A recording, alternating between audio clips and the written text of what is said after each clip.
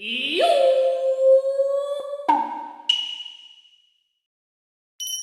everyone, this is Kay. I'm back with Feel Fukuoka Japan, and today I'm here with Sam. Yes. Hello.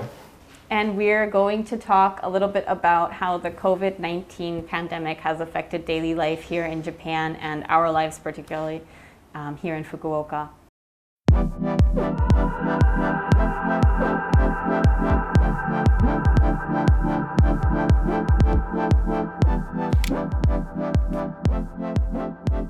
Yeah, well, up until now it's been just over a year since the COVID-19 broke out in Japan, and it's pretty much become daily life now, right? It's part of your life. It's so normal.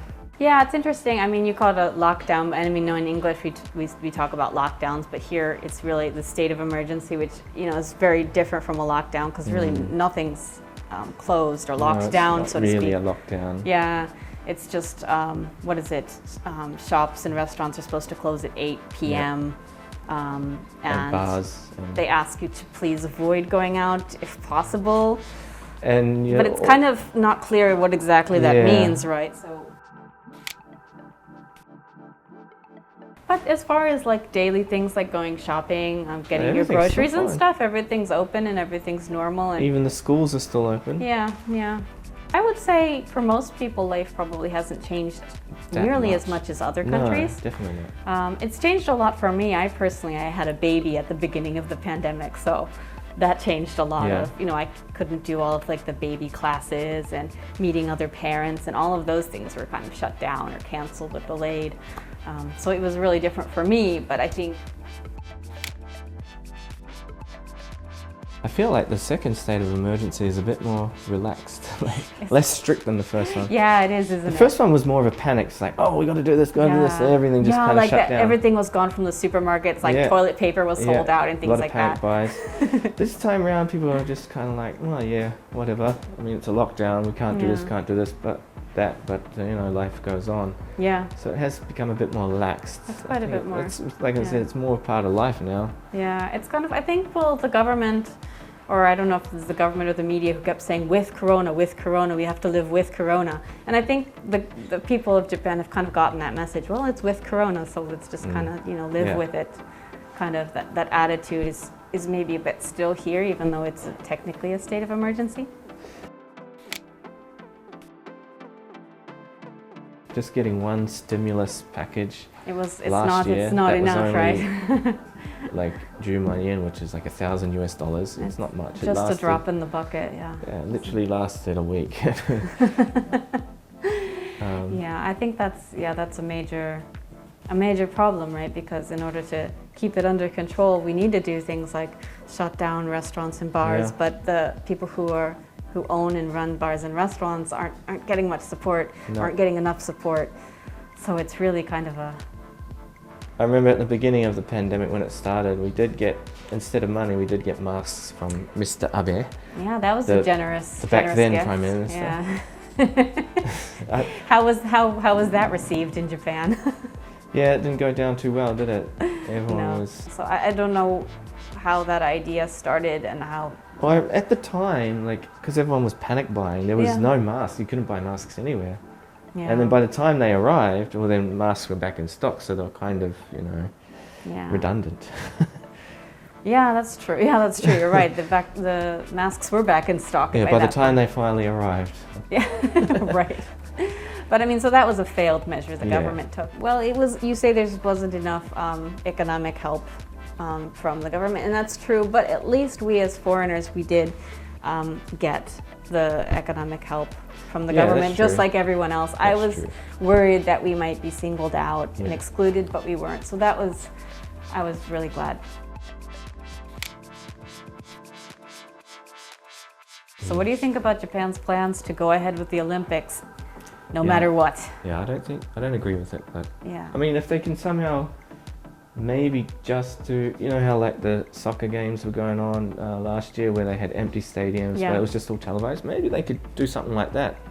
I know that's not going to be as beneficial for the economy, so I don't know if they'll be all for that.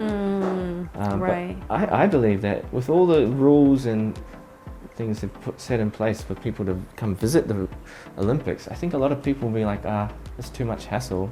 Yeah. And people are not really in financial positions to really come either. Really, yeah. So, I don't know how many people are even going to be able to come. Yeah, and probably most Japanese people probably don't want them to come. Yeah, exactly.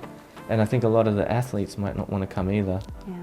So I think it's going to be another Yeah, but you're right, like you say. I mean, if the spectators don't come, then all of the economic investments that the country has made really won't pay off. Yeah. So. I think the only way it could work is if you did it like the soccer games did, where they have literally, it's just all about it being televised only. Yeah. So you only watch it on TV, and they just take special care of the athletes only. Yeah, but then all of the facilities they already invested in, that's just, you know, there's nothing you losses. can do about that. Yeah.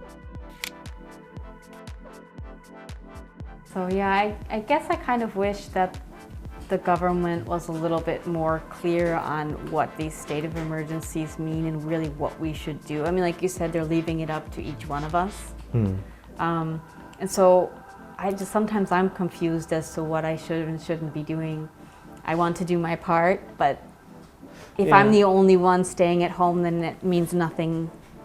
So. I mean, they tell you don't do this, don't do that, if you can. Like it's, so what does that mean? Coy so or vague or exactly. So how much should we really be sacrificing up? How much of our lives should we be sacrificing? I mean, it really is left up to each individual, and I kind of wish it was a little clearer so that we were all working together to get it under control, so we can get our lives back. Yeah, I mean, that would be nice. I kind of wish the government actually would just for 1 month or even a few weeks, just really get strict and just exactly. Put the hammer down and just nip it in the butt. Right, because if they shut everything down for a month, we would be in a completely different situation. And be really strict about it, like some other countries, and just really nip it in the butt. Yeah. And it would help, I think. But people might complain. Yeah. But in the long run, it will help. Yeah. I know. Yeah. I mean, that's the other thing. The lifestyle in Japan, it's hard to be cooped up in your house a lot here. Like, it's not like back home where we have big houses and backyards, and you can stay in your house no problem. But in Japan, a lot of the houses and apartments are very small, compact. You don't have a backyard where you can, go outside. Exactly. Yeah. That part kind of can be stressful for some people, I guess. So when all the shenanigans, when Corona finishes, like, what's the first thing you want to do the most? I'm going to America. That's the first thing I'm doing. I'm going back home. Particularly, like I said, I had a baby. I can't see my family. My family can't see the baby. It's been very sad, so that's the first thing I'm going to do. And then, I think we're going to travel around Japan too. There's a lot of traveling that we've been putting on hold, or we've only been doing a little bit. So there's so many places that we want to see now as a family. So we're gonna. I'm pretty much the same. Yeah, as soon as Corona finishes, I want to go back to New Zealand, see my family, and I'd also like to go, to Europe on a holiday. I've been wanting to go back to Europe so long. Yeah, go back home and explore Japan. So explore Japan some more. Yeah, well, Japan's nice to explore too. We've done a lot of that. There's a lot of great places to see.